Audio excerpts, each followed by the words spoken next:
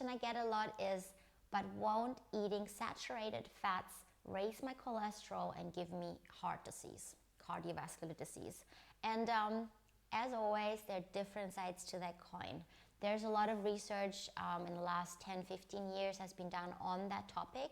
Back in the day, they used to think, let's say 50, 60 years ago, they realized that a lot of people with heart disease also had high cholesterol levels. So back then they thought, okay, well, that must mean that that having high cholesterol gives us heart disease. And they also found that eating certain foods that are high in saturated fats will increase cholesterol. Now then, in recent years, the coin completely switched over and flipped over and said, oh, we need to eat tons of good fats to help to go into ketosis, all these things that are trendy now. But there's actually a middle way, and that might be the healthiest way, just going back to eating how we intended to, how we evolved, and there's research backing that up. So research shows that there are other factors involved in making cholesterol than just eating saturated fats. The research shows that there's an enzyme in the liver that if you're eating a high carbohydrate diet, lots of sugars, but even eating tons of good carbohydrates like from fruit and from rice and from sweet potatoes and quinoa and oats, all of those will be broken down into sugar inside the body. And what they found is that if that is excessive, the body actually starts to produce more cholesterol inside, even if you're not eating fat. So I actually see in a lot of my clients that are vegan, they're cutting out any fat, no saturated fats, their cholesterol will still be elevated. It's because they're getting so many carbs. The other thing to that picture is that they found that our body, like I just said, our liver actually makes cholesterol. We need cholesterol for a few different very important functions inside the body, and I'll just name a few of them that ring a bell for you the most. So one of it is that cholesterol is the precursor for our sex hormones. Sex hormones meaning things like testosterone, estrogen, progesterone. We need those to be fertile, to have a libido, but also to have nice skin, to have a good balanced mood, to have energy, lots of different roles of these hormones. And we need cholesterol to make them. So if we cut our cholesterol entirely, we don't have a precursor to make these hormones, and then we run into trouble down the line from a different perspective. Another thing that cholesterol is really important for is that it helps our cell linings. Our whole body is made out of tons of cells, and they all have linings around the membranes, and they communicate with each other, and they can only communicate if these membranes, these cell linings are in a good, if they're healthy. If not, then the communication fails, and that's when we start to degenerate, age, develop diseases. And cholesterol is important for that too. Another thing that it is important for is our bile and our liver function. We need that too to get rid of bacteria, pathogenic bacteria in our gut, candida, yeast, parasites, all these things.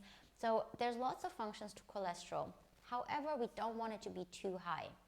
Now, research in the last years has started to look at a different part of that puzzle, thinking that oftentimes cholesterol is elevated in people with heart disease, but what comes first? So that they found that actually the body is likely to produce more cholesterol as an emergency mechanism, like a plaster, to patch something up that isn't working properly inside the body. So what they found is that if there's inflammation, if there's free radical damage, if our cells have these holes, let's put it quote unquote holes, if our cardiovascular system has damage on the lining, then the body will start producing more cholesterol to try and fix that and patch it up. And then we start to have that problem with atherosclerosis and the dreaded heart disease, stroke problems.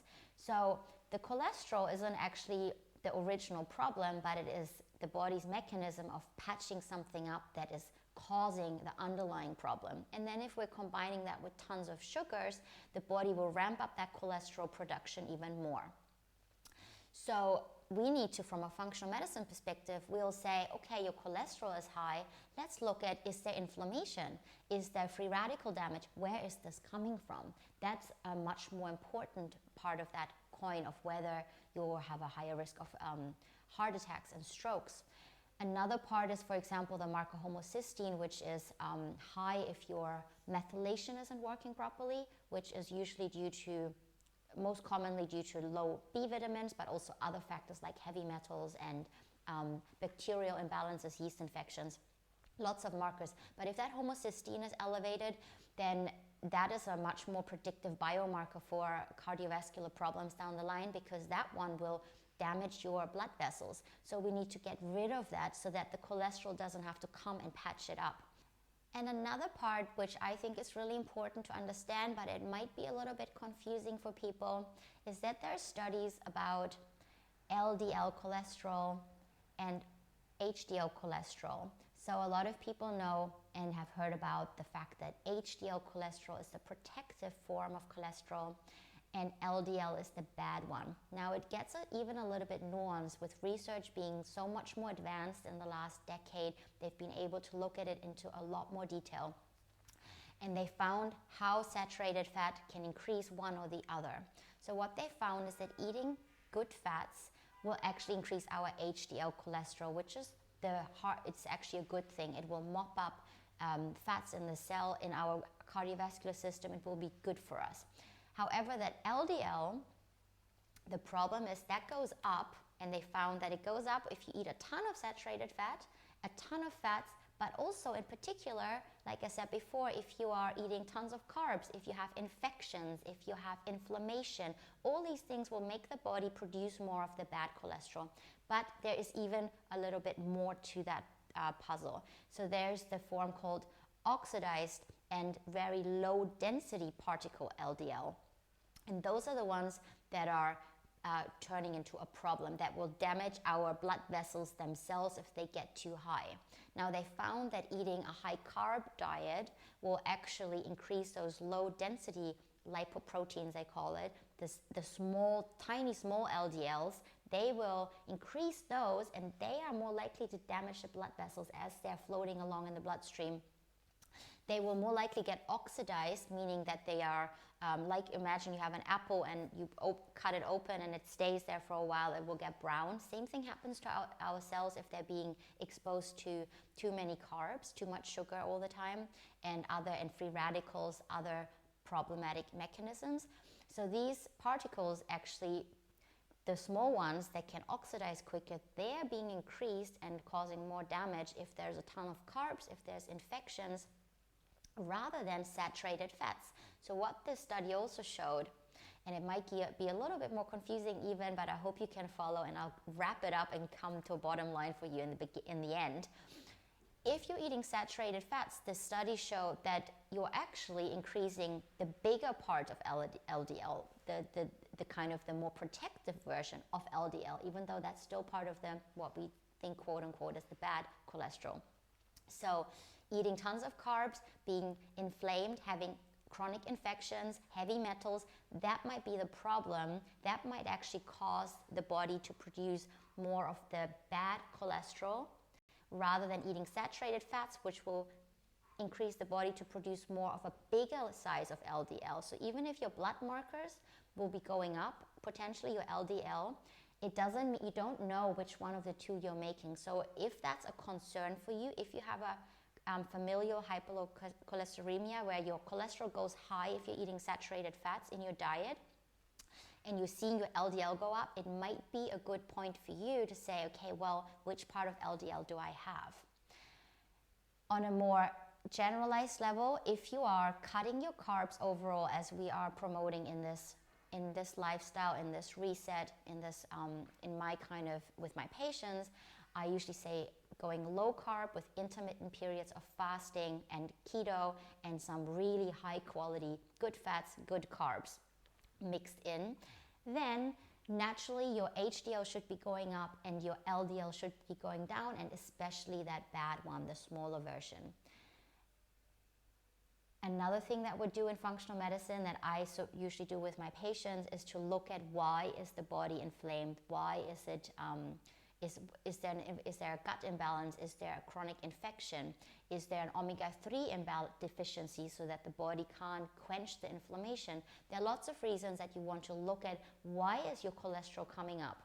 However, like I said in the beginning or in halfway through, some people have a genetic problem there, a weakness, where if they eat saturated fats, their cholesterol goes up regardless.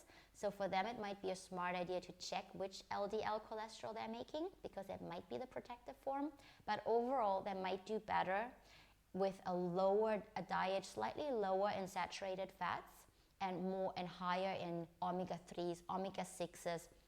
However, they oxidize faster, they rust faster, those omega fats. So we don't want to go overboard overall. So the best thing is, and that might all be confusing for you, the best thing is to test rather than guessing. See your diet.